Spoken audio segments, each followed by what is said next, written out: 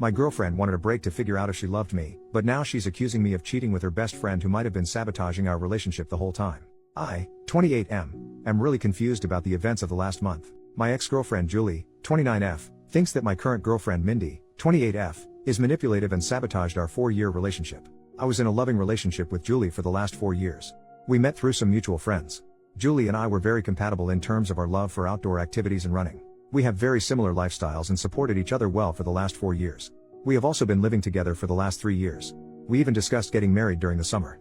Everything was great and I was planning to propose to her over the holidays. However, I started to see changes in behavior in Julie around September. She was acting distant and looked stressed. It was quite noticeable and I was worried. I trust her with all my heart and I could not imagine she would be cheating on me. However, she did spend more time by herself. Around the same time, Julie's friend Mindy messaged me privately and asked me if I could meet her secretly, as she wanted to tell me something about Julie. Mindy and Julie work together and I have known Mindy ever since I started dating Julie. I was surprised, but to be honest, I assumed the worst.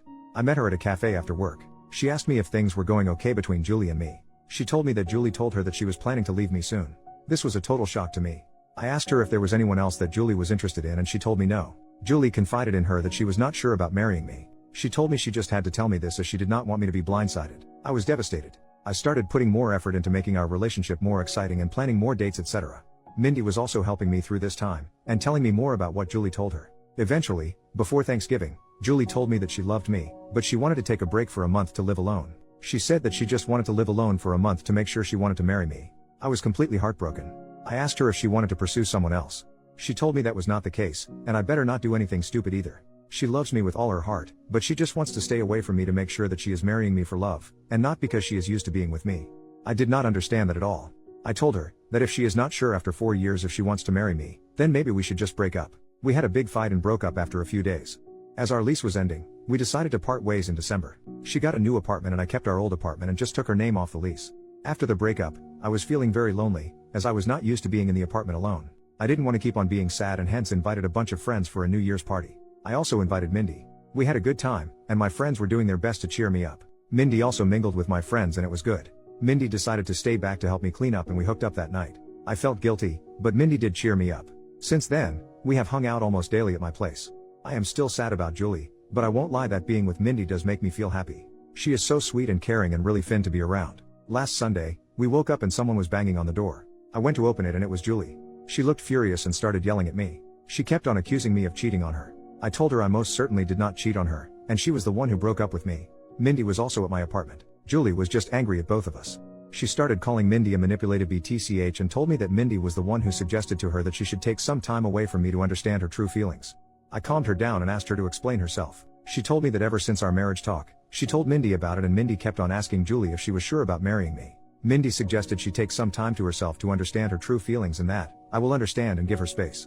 When I said no, Mindy convinced her that I was so controlling that I could not even give her 1 month to herself and convinced her to break up with me. Mindy told me that she did not say any such things, and these were all Julie's ideas and she was just there during these conversations. She did tell Julie that she told me about some of the things so that I get a chance to make things right with her over the last few months.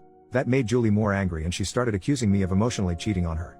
Julie told me that the last few weeks had made her realize that we were meant to be together, but she now cannot believe I could move on from a 4-year relationship in a week. On one hand, I want to believe Julie, but she broke up with me for no fault of my own. Mindy was there for me when I was down, but now I'm also doubting her. She suddenly started talking to me out of the blue as we were never really close before, and immediately became my support after the breakup although Julie was her close friend. Am I the jerk to emotionally cheat on Julie? Should I have told her about Mindy's texts? Should I have not moved on from her so quickly, even though Julie broke up with me?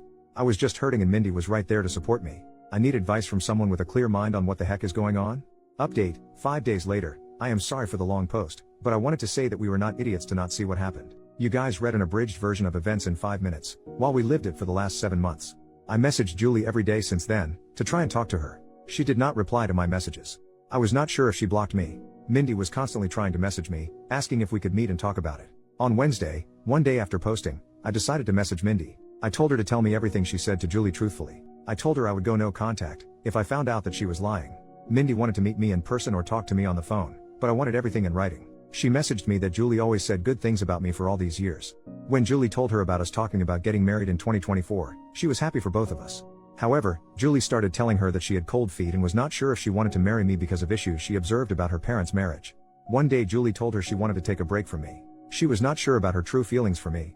That was the time Mindy told me about Julie's behavior as she felt bad for me, as we were already telling our families about the engagement plans. After our fight, she said that Julie was extremely upset and told Mindy that she would never marry me.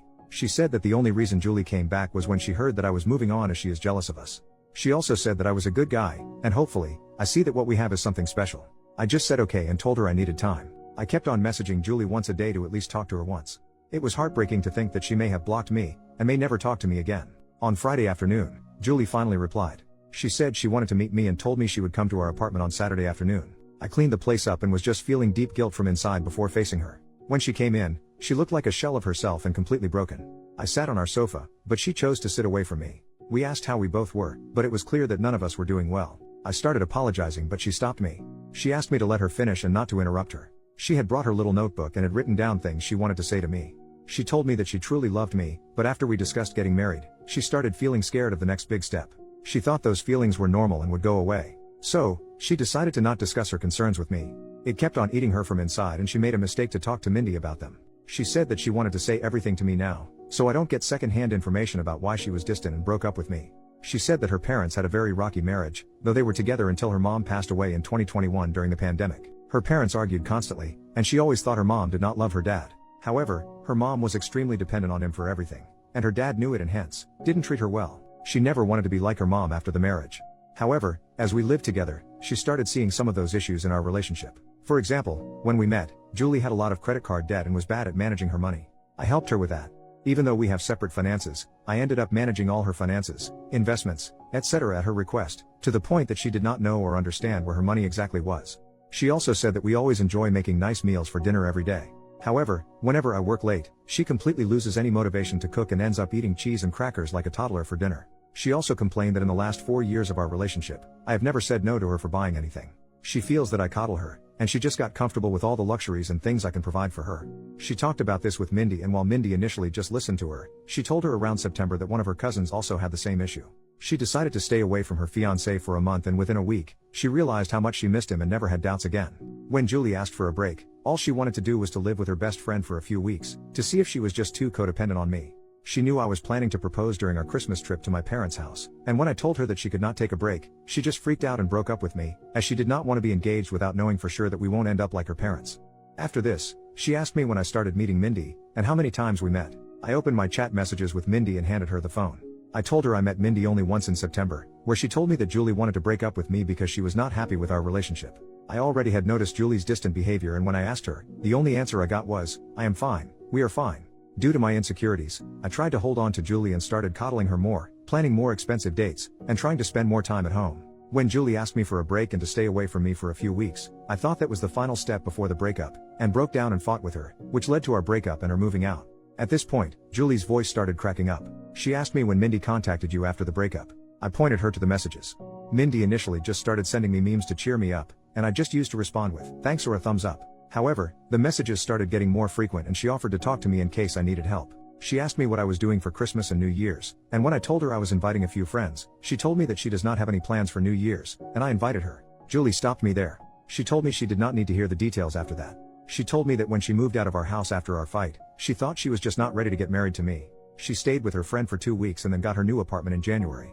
She told me that she was miserable and missed me badly. It became more acute when she moved into the apartment alone, and could not stay there for even one night. Her best friend is currently staying with her in the new apartment. She realized she could not live without me within a week of living there. When she asked one of our mutual friends, on Saturday, about how I was doing, she told her about the party and told her Mindy was there. It did not make sense to her why Mindy would be at the party. She concluded that Mindy and I were having an affair during our relationship, and that was the reason Mindy must have tried to break us apart, by constantly telling her that she should not get married if she had doubts.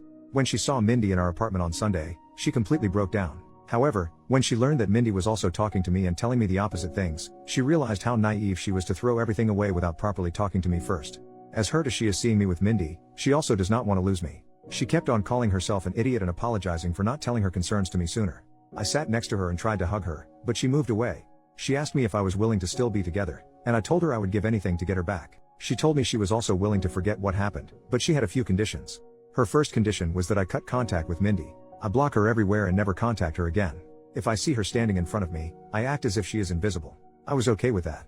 Secondly, she has already signed up for individual therapy and is on the wait list.